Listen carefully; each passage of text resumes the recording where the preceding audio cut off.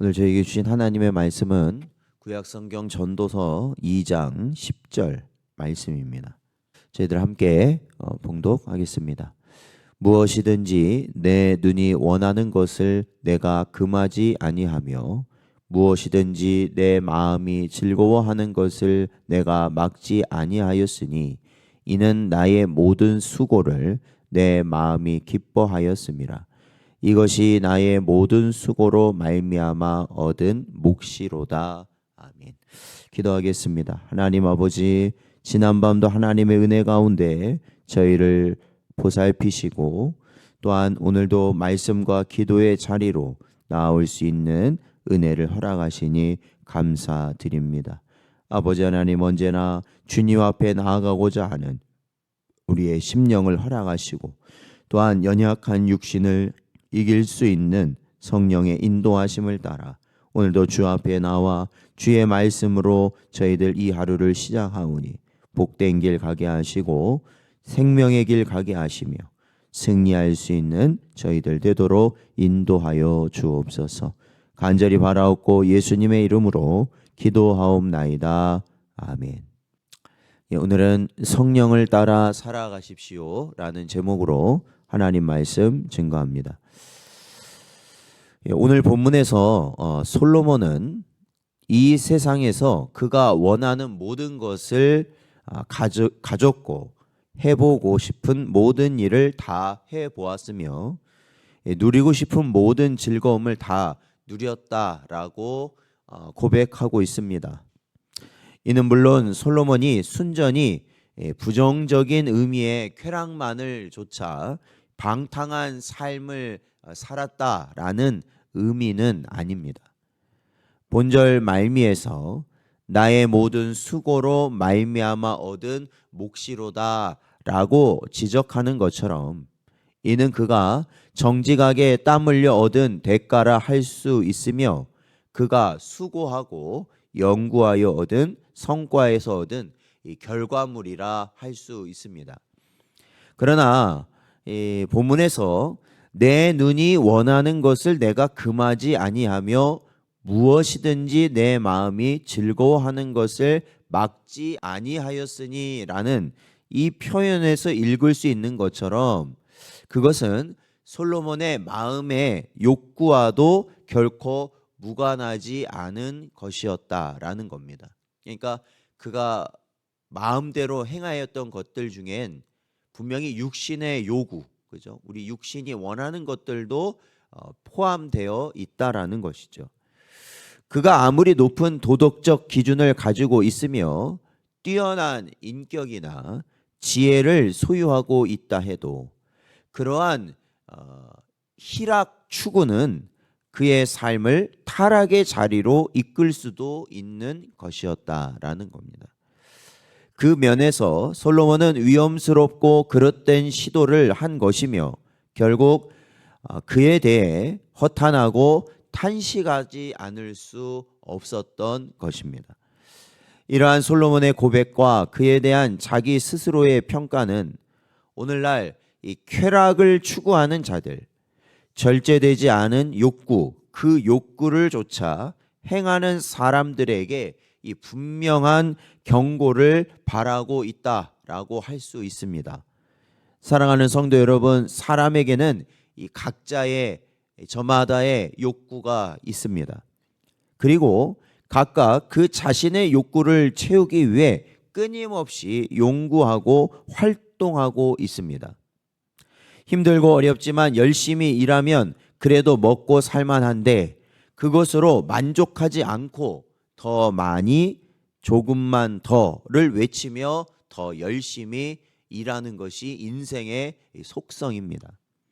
그리고 그렇게 일하는 이유는 해보고 싶고 먹어보고 싶고 누려보고 싶은 것 정도는 누리고자 하는 꿈들이 저마다 있기 때문입니다. 사실 이러한 생각이 꼭 나쁜 것만은 아닙니다. 그러나 사람이 그처럼 자신의 욕구만을 내세우며 그것을 충족시키기 위해서만 살아간다면 그것은 결국에는 반드시 해가 될 뿐이다라는 것입니다. 왜입니까? 사람의 욕구는 어떤 한 가지가 채워진다고 해서 결코 만족하는 법이 없기 때문에 그렇습니다. 또 사람은 각자 그 능력에 한계가 있기에 이 정당한 방법만 가지고는 자신의 욕구를 충족시키지 못하는 일도 굉장히 많이 있기 때문에 그렇습니다. 따라서 이처럼 탐욕에만 매달리는 것은 사람으로 채워지지 않은 욕구로 인한 허무와 이 공허감에 빠지게 하든지 그릇된 방법으로 자신의 요구를 채우려다 범죄에 빠지게 하는 결과로 귀결될 뿐이다라는 겁니다. 그렇다면 사랑하는 성도 여러분, 이러한 이 탐욕의 굴레에 매이지 않으려면 어떻게 해야 되겠는가? 이에 대해 성경은 세 가지 정도로 교훈하고 있습니다.